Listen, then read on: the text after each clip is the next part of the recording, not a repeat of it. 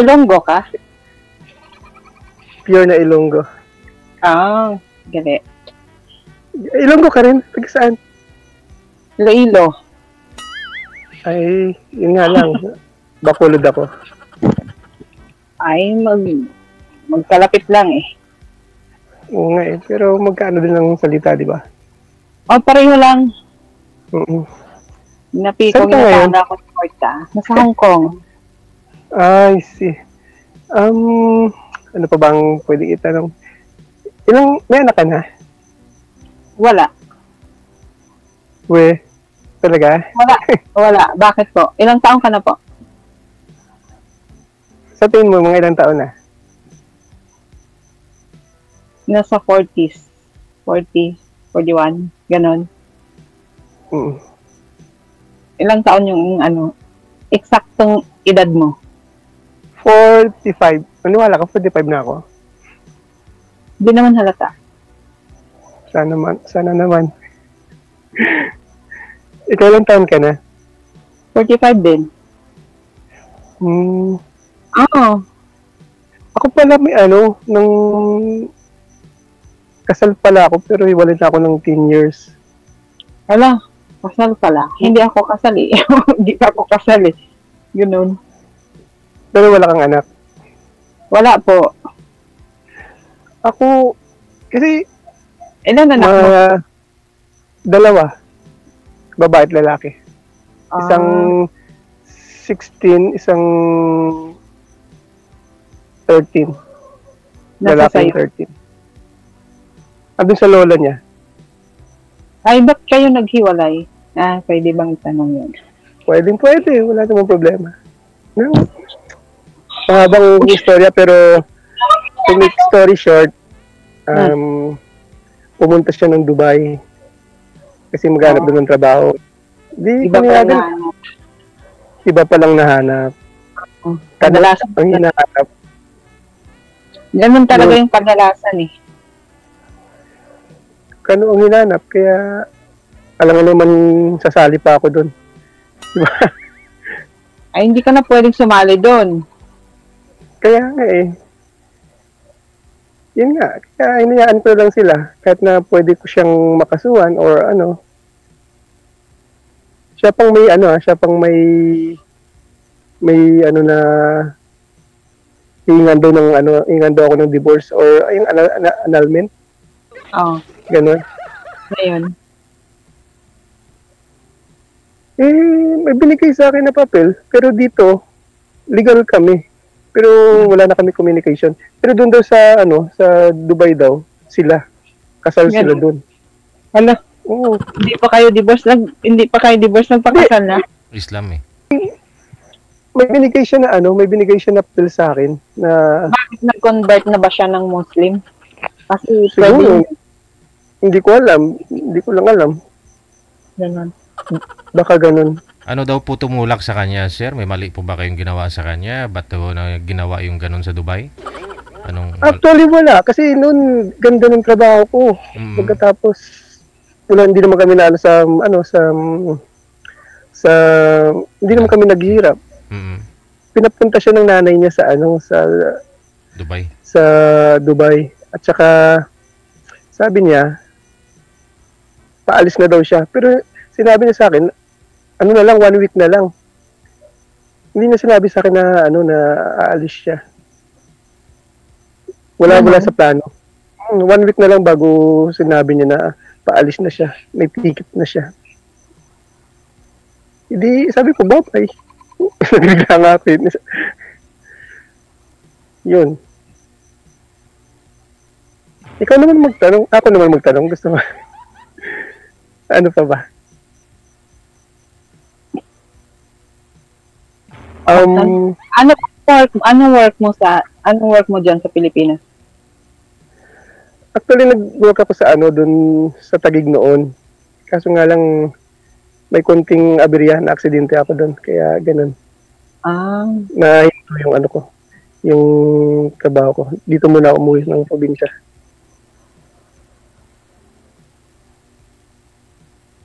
Nawawala ka. Nawawala ako? Mahina Ilang, ka. ilang, ilang taon ka na dyan? Ano, mag 3 years na sa amo ko ngayon. Nakauwi ka na dito? Oo, last year. Umuwi ako last year, September. Magwa 1 year na rin. Good. Nag-finish contract ako last year, kaya umuwi ako ngayon, second contract ko na to sa amo ko. Lumabas ako ngayon dahil walang signal masyado sa bahay. Sa loob ng yan, dito ako sa labas. Yan. Pero naman, liwanag naman. Kasi solar yan dito eh. Saan ka banda sa Ay, pwede, sa Negros Occidental, di ba? Bagu City. Sige. Ikaw, saan ka sa Iloilo? Sa Ajuy. Sa Ahoy. Hindi ko alam yun. Anong first name mo, ma'am? Ruby. Robbie? Layo na ng Lee. Ruby Lee? Binaliktad ko eh. Oo. I see. Parang layo naman ng Lee. Pangalan ko nga yun. Okay. Ano pa, may tatanong ka pa? Anong gusto mo pang tanong? Ikaw ang tanong mo. Ano pa ba yung tatanong ko sa'yo? Wala ka namang anak. Oo nga. Available ka naman. Ngayon anong work mo dyan? Nagpa-part and part-time. Kung anong pwedeng Ganon.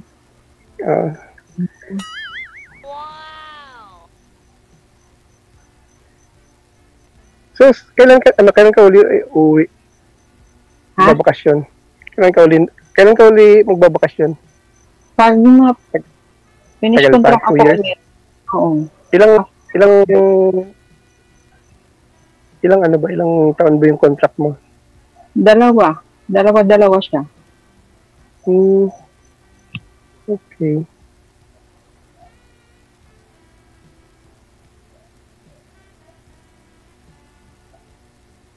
May tanong na ako. Wala ka ng boyfriend ngayon? Wala. Walang magagabit? Wala. Ay, hindi naman pwedeng sumali na yung Oo nga pala, pa. Pero Diba? naka-join ka na before, ma'am. Kamusta po kayo nung nakausap mo? Oo. hindi ko na sinasagot yung chat niya, tapos yung Hindi mo tayo. busy kasi ako na. hindi naman ko talaga sa akin yun, di ba? Hello? Talaga? Oo. Hindi rason yung busy. May time ka nga magpa-line up dito. Ibig Hindi. sabihin, Oo. Correct. Hindi naman busy lagi. Hindi mo lang time. Pero Sir, pinahintay tayo, di ba? Ilang oras? hindi kasi pagdating ko kanina, galing ako day off. Ay, ang daming ligpitin at nakakalat dito sa pagdating ko. Ay, linigpit ko muna bago ako hindi ko alam na matagal pala ligpitin yun, tsaka ayusin yung mga kalat-kalat dito sa bahay. Ay, ganyan talaga pag nasa ibang bansa, kapag kailangan, pag galing ka ng day off mo, pagdating mo sa bahay ng amo mo, ganyan talaga yun. Hindi ka pwedeng... wala nang trabaho. wala nang day off. Pagdating mo, pagbalik mo, trabaho ka agad. Ganyan talaga. Siyempre, trabaho hanap. No choice ka na Siyempre, dun. ganyan talaga buhay eh. Pag nasa ibang bansa ka, hindi ka senyorita, di ba? Paano yan pag Ay, kasi bagay pag Hong Kong, marami namang Pilipino dyan, di ba? Hindi katulad ng mga Riyadh at saka hindi ka makalabas. Depende sa amo nila yung Nakalabas din sila, pero kasama yung amo. Oo. Doon kasi pag ganun, hindi makalabas masyado yung mga mga Pilipino dun. Mm. Dito every week kasi may day off kada Sunday. Maganda yan dyan. Tapos lahat ng holiday, day off mo rin. Katulad ngayon, day off ko Sunday, every Sunday day off ko. Tapos bukas, pag may holiday ulit, day off na naman. Di ba, halos naman lahat yata Sunday yung pag Saturday, parang mga magkikita-kita kayo ng mga kabarkada mo o mga kaibigan mo dyan. Pag Sunday, nakikita ko kasi parang maraming nagsusumba dyan Depende kung gusto mo magsumba, edi magsumba ka. Pwede nga mag-TikTok Oo nga. Ilang taon na ho kayong naghiwalay ng asawa mo, sir? Pumunta ng Dubai? Magtitin na po. Magtitin na. So, dito ka po that time sa Maynila, tapos siya nasa province, tapos pumunta ng abroad? Hindi. Magkasama kami doon sa Taguig noon. Magkasama kami. Andun din po yung nanay niya that time. Ang nanay niya, pupunta-punta doon. Taga Bulacan yung nanay niya. Then, siguro, nasulsulan ng nanay. Ba't di kayo ganun ka-open sa isa't isa? Ba't tinago niya sa'yo yung pag-alis niya? Yun ang, doon yung masakit doon. Yun talaga hindi ko matanggap doon. After 2 months, 1 month, 2 months, tumatawag-tawag pa kami. Maganda pa yung usapan namin. Pag-abot ng 3 months, ako po, hindi ko na matawagan. Pag tinawagan mo, galit na. Yun na yun. Siguro may ginagawa ng yun. Nalaman ko lang, nakita ko lang sa Facebook, may kayakap na foreigner. Patay. Masakit, pero kaya. Wala na, nakabingwit na. Nakalampas na sa ganung sakit. Malapit na ako makabingwit. Ganon. Hindi, yung asawa mo kasi nakabingwit na, sabi ko.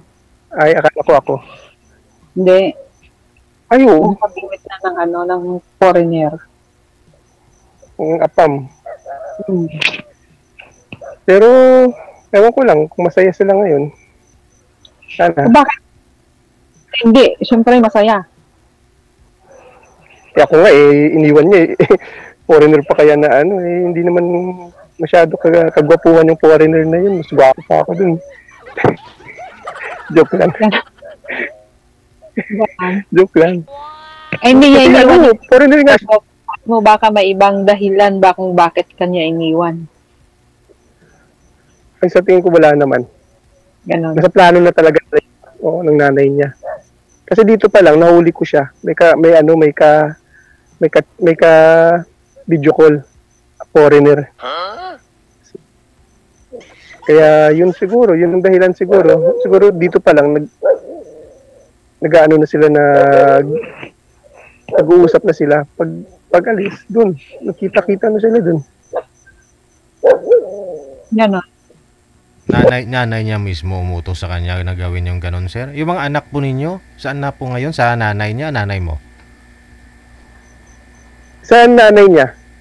Kinuha kasi itatrabaho ko nun sa Taguig noon. Pagdating ko sa bahay, wala na yung nanay. Wala na yung mga anak ko. Hindi po buto yung nanay sa'yo? Mula nung pagsama ninyo? Buto din, pero hindi ko lang alam sa paano na yata. Pinabarangay ko nga yun Kaso nga lang, siyempre, kung ibabarangay mo yung asawa mo, babalik dito yun. Malamang, nang madideport yun, sigurado. Ang mga bata, andun sa kanila, hayaan ko na lang na doon naman sa kanila yung mga bata. Saka, mas okay naman siguro pag wala, hindi naman yung mga bata doon. Hindi naman napapasama.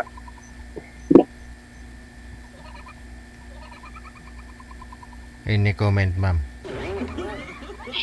Ewan ko, ambot sa langaw. Ambot sa langaw. Ambot sa langaw daw. Ikaw naman, ma'am. Ano naman? Wala na ako itatanong sa'yo dahil wala namang ano eh. Wala naman ako yung tatanong mo eh. Oh. Paano kita matatawagan kung ano? Huwag mo daw ibigay iyan ang number mo ah. Automatic na po yan, sir. Ayun, sa Viber na lang po. Automatic yan. At least, pag may time ka at may time ako, mag-usap na lang tayo.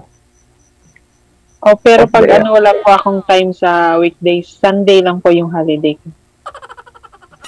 Okay lang. Kahit sa gabi, ma'am, hindi ka pwede tawagan o ganun? Kasi may alaga akong mga bata. Ganun. Lalo na ngayon, wala nang pasok. Kung may time ka lang, available naman ako. Kung may time ka lang, di tawag-tawag ka lang o message ka. Okay lang naman sa akin. Wala namang available naman ng oras ko. Oo nga po. Ikaw, hindi ka busy araw-araw, pero ako, Sunday lang yung time ko na as in, talaga. Hindi mo naman, at saka yung Sunday, day off mo yun eh. Baka kasama mo rin yung mga tropa mo, mga barkada mo. Oo. Sunday lang kasi happy-happy di ba? Oo nga. Bagay. Paano yan, ma'am? Wala kang time pala sa boyfriend mo kung may hindi boyfriend pag Sunday lang to. Sunday lang naman talaga. Siyempre may time din, hindi lang naman barkada pag Sabi mo, pag weekdays, di ka rin pwede tawagan, available, busy ka lagi. Paano yan? Pag linggo sa barkada mo, ikaw. Patay ka ngayon. Ay, di kasabay ng barkada, di ba? Nakaupo ka lang naman doon, kasama yung mga friends mo, di ba? Sa Central? Oo. Oo, DJ sa Central. Doon sa Tamar, sa maraming doon sa may park. Doon ka magladlad ng banig, tapos doon ka matutulog. Halos lahat, nandun lahat mga Pilipino eh. Oo. Tungga. Ay, hindi. Hindi naman lahat. Hindi naman lahat pampatanggal ng pagod, ganun. Tungga ba? Tungga.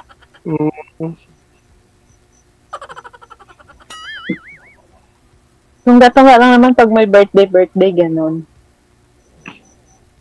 Pero ako hindi ako umiinom. Ay, hindi nauhaw ka niyan. Paano yan? Hindi, alak. Hindi ako umiinom, hindi ako nagsigarilyo. Sabi nga lang sa ng mga kasamahan ko na waiter. Nilalagay ako sa bar ko minsan eh, nagmi-mix. Sabi nila, ba't mo kayang ba't mo kayang i-mix yung na hindi mo tinitikman? Sabi ko, siyempre naman yan, program na program na po yan para kung anong lasa niyan. May mga scoop naman yan eh. Sabi niya, mala, hindi ka umiinom eh. Hindi kasi kaya nakatawan ko umiinom. Pero mas maganda tikman mo rin minsan. Nakatikim naman ako syempre. Andun ka sa bar pagkatapos hindi mo matitikman. Nakatikim ako pero pag sinabing isang baso, knockout na ako niyan. Namumula na ako, nangangati na ako niyan. Pero tikim lang, okay lang yun. Pero kung minsan nangangati na kagad ang katawan kapag nasobrahan. Ganon. Ikaw, sir, hindi ka naka-girlfriend sa 10 years?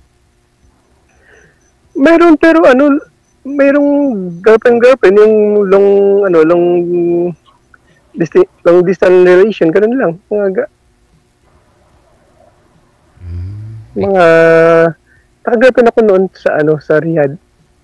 Taga Riyadh. Pero taga dito din, taga Pampanga. Hanggang dun lang, siyempre. Hanggang chat na lang, video call na lang, ganun. Chat, video call.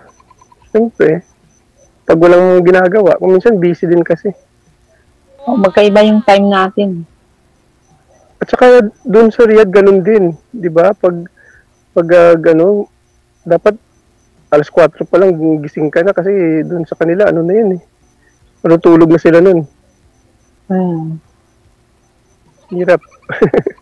Hirap ng ano. Dito natin sa Middle East. Gabi dito, umaga sa kanila. Kaya dapat ikaw na lang mag-adjust kung mga ganyan. Kailangan hindi mo tulugan para sabay kayo tulog. Patay, laki na nga ng eyebag. O, tingnan mo. Puro eyebag na yung mata ko. Ganun. Sorry. So, meaning sir, kakahiwalay nyo lang? Kasi may eyebag Hindi. ka? Hindi, siyempre, hindi, malaki na kasi noon pa ang eyebag ko. Ipagpuyatan mo pa yan, ako po, baka hindi na ako makaalan yan. Oo nga.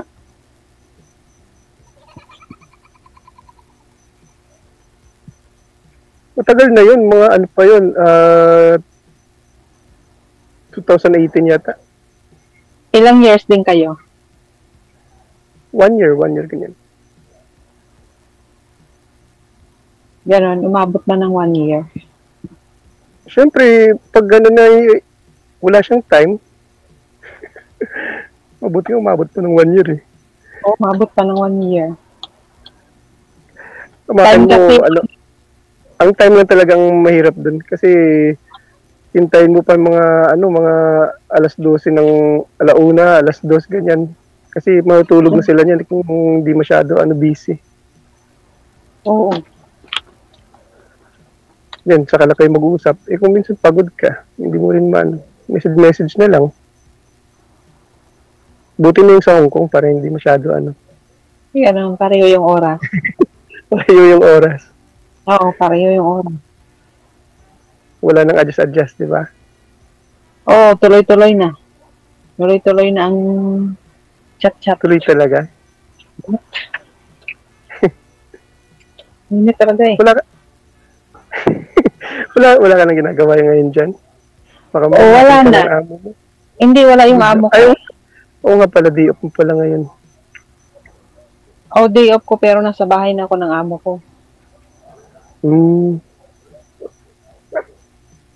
Bali, ano palang inaano mo dyan? Bata? Or din ka sa all-around ka? I see. Hirap siguro pag all-around, no? Hindi naman. Minsan, pag masanay ka na, alam mo na yung gagawin mo. Step by step. Siyempre may bata. Maglalaba ka, magpa-plancha ka. Opo. Hindi naman, malalaki na kasi yung alaga ko, 10 years old na at saka 12.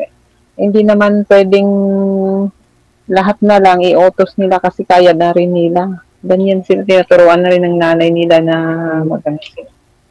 Paano din, pa-chamba-chamba din pag sa mga amo, di ba? Kasi Pachamba lang. Masusunod. Sige. Connected na po kayo sa isa't isa. Pagpatuloy po ninyo off-cam pag-uusap. Thank you. Maraming sige salamat. Wanted, Thank you. sweetheart. Bye. Wanted, Abush. sweetheart. Wanted, sweetheart. Wanted, sweetheart. Oras natin, 22 minutes off.